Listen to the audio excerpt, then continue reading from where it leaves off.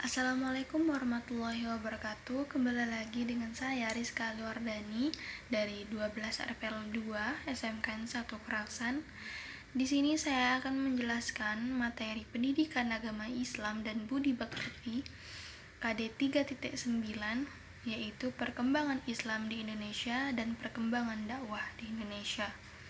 Poin A, sejarah perkembangan Islam di Indonesia. Terdapat pendapat pakar yang berbeda tentang sejarah masuknya Islam ke Indonesia atau ke Nusantara. Ada 3 teori besar yang dikembangkan oleh Ahmad Mansur Suryanegara, yaitu pertama, teori Gujarat. Islam dipercayai datang dari wilayah Gujarat, India, melalui peran para pedagang India Muslim pada sekitar abad ke-13 Masehi. Kedua, teori Mekah. Islam dipercayai tiba di Indonesia langsung dari Timur Tengah melalui jasa para pedagang Arab Muslim sekitar abad ke-7 Masehi. Ketiga, teori Persia. Islam tiba di Indonesia melalui peran para pedagang asal Persia yang dalam perjalanannya singgah ke Gujarat sebelum ke Nusantara sehingga sekitar abad ke-13 Masehi. Secara ilmiah, teori Mekah yang menyatakan Islam masuk ke Nusantara lebih awal dari 2, jadi lebih penting untuk dibuktikan. Poin B, beberapa bukti yang mendukung teori Mekah itu sendiri. 1. Menurut sejumlah pakar sejarah dan arkeolog, jauh sebelum Nabi Muhammad SAW menerima wahyu, telah terjadi kontak dagang antara para pedagang Cina, Nusantara, dan Arab. 2. Reader in Archaeology di Australia National University, Peter Bellwood, telah melakukan banyak penelitian dan bukti-bukti menunjukkan bahwa sebelum abad ke-5 Masehi, jalur perdagangan utama telah berkembang menghubungkan kepulauan Nusantara dan Cina. 3. Adanya jalur perdagangan utama dari Nusantara, terutama Sumatera dan Jawa, dengan Cina. 4.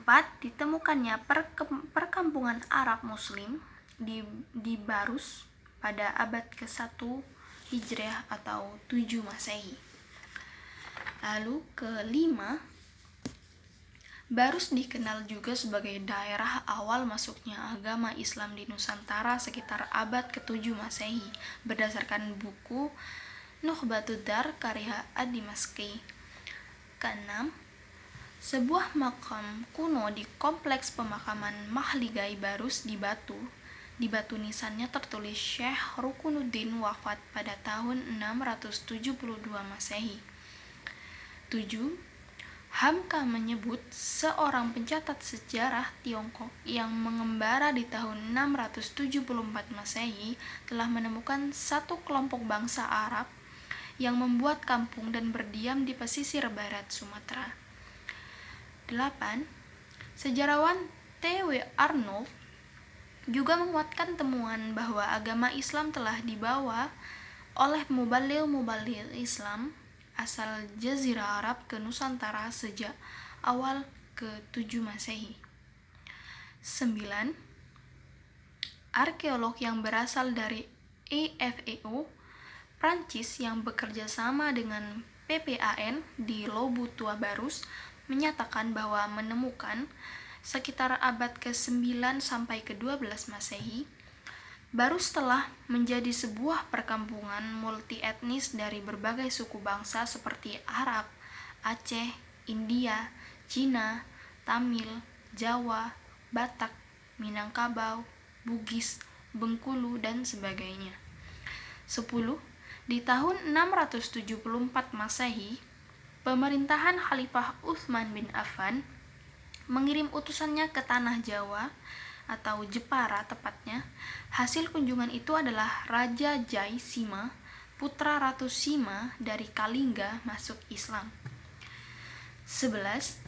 Ahli sejarah pada saat seminar di Medan 1963 menyimpulkan Islam masuk ke Indonesia pada abad ke-1 Hijriah atau 7 Masehi dan langsung dari tanah Arab. Daerah yang disinggahi adalah pesisir Sumatera. Islam disebarkan oleh para saudagar muslim dengan cara damai. 12. Ditemukannya makam Fatimah binti Maimun di Leran, Gresik abad 11 Masehi yang berarti jauh sebelum itu sudah terjadi penyebaran agama Islam di sana. Poin C. Perkembangan dakwah Islam di Indonesia. Karena adanya bukti-bukti dari teori sebelumnya, maka teori Mekah cukup meyakinkan untuk dipilih bahwa agama Islam sudah masuk ke wilayah Indonesia atau Nusantara dari abad ke-1 Hijriah atau 7 Masehi.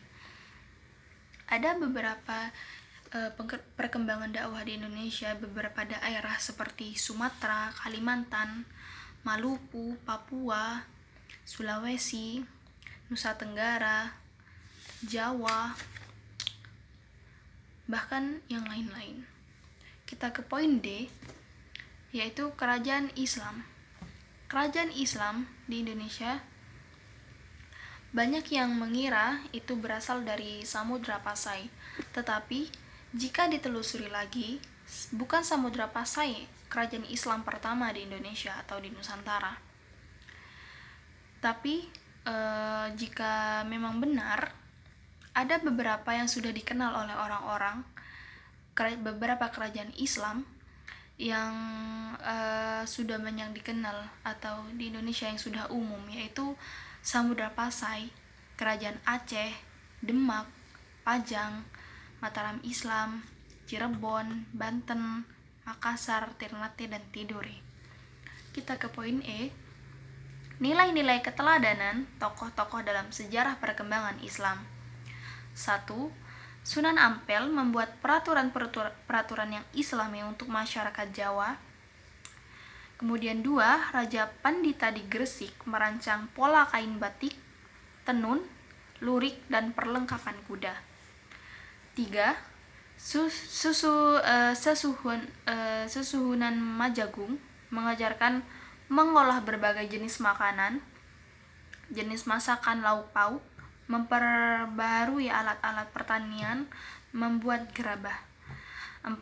Sunan Gunung Jati mengajarkan tata cara berdoa dan membaca mantra, tata cara pengobatan, mengajarkan serta tata cara membuka hutan. 5. Sunan Giri mengatur perhitungan kalender, perubahan hari, bulan, tahun, windu, menyesuaikan siklus puakon, juga merintis pembukaan jalan. 6.